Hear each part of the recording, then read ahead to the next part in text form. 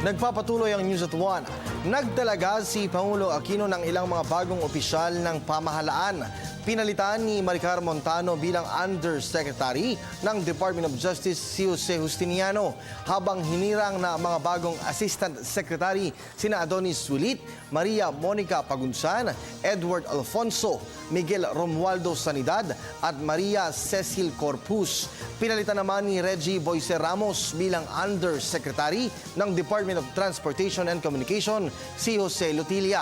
Ang mga appointment na ito ay coterminus lamang. Samantala, itinalaga naman ni Pangulong Aquino si Florante Ocler Perez sa Department of Labor and Employment bilang miyembro at kinatawan ng Workers Sector Regional Tripartite Wages and Productivity Board Region 13, National Wage and Productivity Commission.